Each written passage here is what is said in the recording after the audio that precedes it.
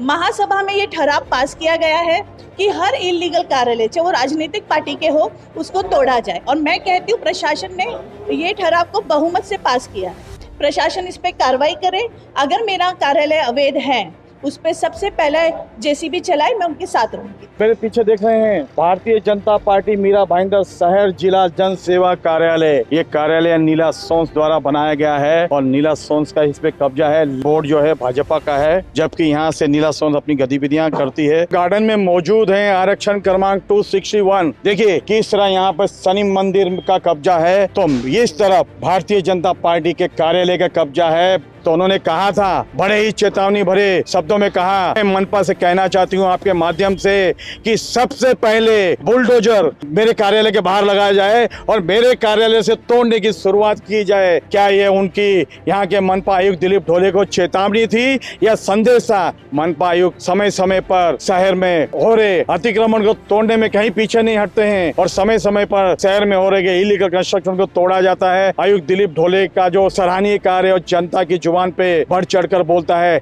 लेकिन जिस तरह से नीला सोंस ने कहा है कि सबसे पहले शुरुआत तोड़ने की मेरे कार्यालय से हो, अब देखना है मनपा आयुक्त इसको चेतावनी लेते हैं, इसको किस रूप में लेते हैं। पहले शुरुआत यहीं से करते हैं, क्योंकि मीरा भाईंदर में सभी पार्टियों ने, ज्यादातर शिवसेना और बीजेपी और अन्य पार्टियों ने कब्जा किए हुए टूटने चाहिए। जब आम नागरिकों के अवैध बांधकाम टूटते हैं तो इनके क्यों नहीं। नमस्कार दर्शकों साथियों, मैं हूँ शशि शर्मा, आप देख रहे हैं दबंग खबरें। दर्शकों, आज महासभा है और महासभा में बीजेपी की नीला सोंस ने ये उनकी मांग है 15 नंबर बस स्टॉप में जो आरक्षण की जमीन थी और उस जमीन पर रेस्टोरेंट और बियर बार बनाया जा रहा है, उसका विरोध जताया उन्होंने। नीला सोंस ने कनकिया परिसर में आरक्षण क्रमांक 261 में जबरदस्ती कब्जा करके वहाँ पे एक अपना ऑफिस बनाया है, तो बगल में शनि मंदिर बनाया है। तो आइए जानते हैं उनसे क्या कहना चाहेंगे, क्या प्रकाश डालेंगी, क्योंकि अगर एक उंगली आप दूसरे पे उठाते हैं तो 4 उंगलियां आपके ऊपर उठती हैं। सबसे पहले जैसा कि आज आपने देखा कि महासभा जो कि प्री प्लान्ड होती है, जिसे मतलब कई महीनों मतलब लोगों का इंतजार होता है, जनप्रतिनिधियों का, कि वो महासभा में जाएंगे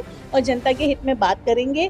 आज बड़े ही इलॉजिकल रीज़न पे इन्होंने ये महासभा तहकूब की, क्योंकि ईद है।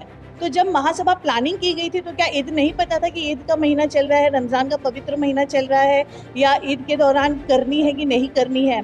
तो ये बहुत ही इमैच्योर रीज़न दिया है कि ईद के कारण आज ये महासभा तहकूब हुई है।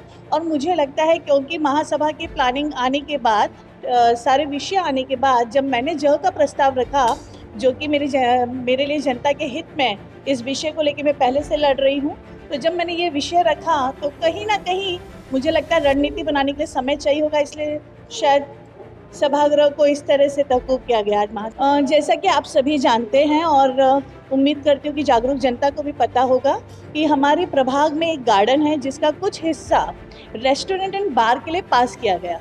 मुझे लगता है कि सभागृह में ये मतलब एकमात्र ऐसा विषय रहा होगा जहां जनता के हित की बात नहीं की गई, बल्कि जनता के अधिकार के गार्डन को एक व्यक्ति विशेष के लिए महासभा में मेजॉरिटी के साथ पास किया गया। अब मैं कहती हूँ चलो महासभा में सबने मिलके मेजॉरिटी से पास भी कर दिया, इसके बाद कमिश्नर जी ने इसको विखंडन के लिए भेजा। जिस कमिश्नर ने विखंडन किया, डॉक्टर विजय जी जो थे, उन्होंने विखंडन किया। आज वो विखंडित प्रस्ताव का क्या स्टेटस है उसकी जानकारी नहीं है। पहले जब इस प्रस्ताव को पास किया गया था तब भी वो स्टे में था, तब वो कमिश्नर नरेश कीते जी ने इसको अवैध घोषित करके इस पर तोड़क कार्रवाई की थी और उस पर स्टे लिया गया था। और आज की तारीख में वहाँ पर होटल, रेस्टोरेंट एंड बार का काम एक गार्डन आरक्षित जनता की हक की जगह पर एक व्यक्ति विशेष का रेस्टोरेंट एंड बार का काम चालू है।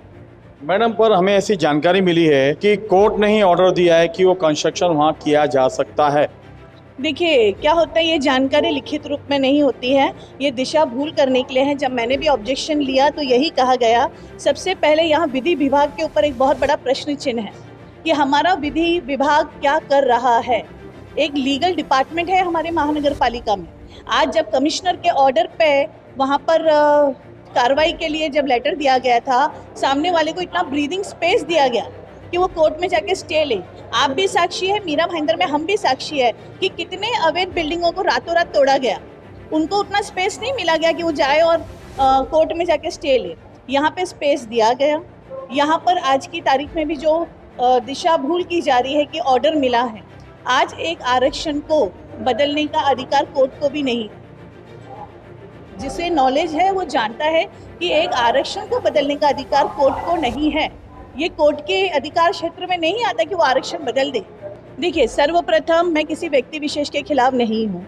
होटल व्यवसायी ने जिस दिन भी ये प्रॉपर्टी खरीदी होगी, क्या उन्हें ये नहीं पता था ये आरक्षित भूखंड है? यानी आरक्षित भूखंड को उन्होंने एक मट्टी के भाव खरीदा होगा, जो भी सोचा होगा कि कुछ नेताओं के संरक्षण में शायद ये आरक्षण बदल जाए और रेस्टोरेंट एंड बार वो बना ले, क्योंकि जब तक कोई लड़ने वाला नहीं होगा तब तक कोई कार्रवाई नहीं होती है। एक सवाल मेरे जहन में आ रहा है कि जिस तरह से आपने इसका ऑब्जेक्शन उठाया है, बहुत सही ऑब्जेक्शन है। एक जनप्रतिनिधि को ऑब्जेक्शन उठाना चाहिए, क्योंकि आपको जनता चुन के लाई और जनता के लिए आरक्षण है। आरक्षण क्रमांक 261, जिस पे आपका कार्यालय बना हुआ है, भाजपा का कार्यालय बना हुआ है, बगल में शनि मंदिर भी है, पे आपका कब्जा है, तो क्या कहेंगे उस पे भी आप? मुझे लगता है फिर एक बार दिशा भूल है। आरक्षण क्रमांक 261 कितनी दयनीय हालत में था आपको पता है। वहाँ पर मतलब सिर्फ कचरे का ढेर था, वहाँ की सारी बिल्डिंग वाले परेशान थे। हमारे कार्यकाल में ही इसका बीज बोया गया और हमारे कार्यकाल में ही उसे पूरा किया गया। रानी सर्वेयर ने MBMC की तरफ से सर्वे किया है, तो वाचनालय इज नॉट मतलब वो आरक्षण के अंदर में नहीं आ रहा है। दूसरी बात, जो हमारा सेवा वाचनालय है, बीजेपी वाचनालय, वो मेरा व्यक्तिगत कार्यालय मतलब आप मेरी व्यक्तिगत प्रॉपर्टी नहीं है, मेरा कार्यालय है, लेकिन वो मेरी प्रॉपर्टी नहीं है। वो प्रॉपर्टी मिस्टर जितेंद्र यादव के नाम से है, जिसको कई बार महानगर पालिका ने नोटिस भेजा है। तो अल्टीमेटली जितेंद्र यादव ने कार्यकर्ता के रूप में भारतीय जनता पार्टी को ये चलाने के लिए दिया गया कि ओके, आप मेरी जगह पे सेवा करना चाहते हो। मैडम, क्या वो इलीगल नहीं है, अवैध नहीं है? क्या आप जनप्रतिनिधि हैं और आपने खुद उस पे अपना बोर्ड लगा रखा है, आपके फोटो है? मैं आपकी एक बात से बहुत सहमत होंगी। आप अगर हमारे आरक्षण 314 के सामने जाएंगे तो भी वहाँ पे पॉलिटिकल पार्टियों के कई ऑफिसेज हैं जो इलीगल है। पूरे नहीं, नाम बताइए, मैं आपको बताऊं, पूरे मीरा भाईंदर में पॉलिटिकल पार्टियों के बीच रोड में भी ऑफिस है, कई जगह पे इलीगल ऑफिस है, कई जगह पे तो वहाँ व्यवसाय चल रहा है। हमारे ऑफिस से आज तक जन सेवा चली है। 1 रुपए का व्यवहार आज तक हमारे ऑफिस में मतलब कोई बिजनेस नहीं चला कि 1 रुपए का किसी को व्यवहार करना पड़े। हर सुविधाएं फ्री दी जाती।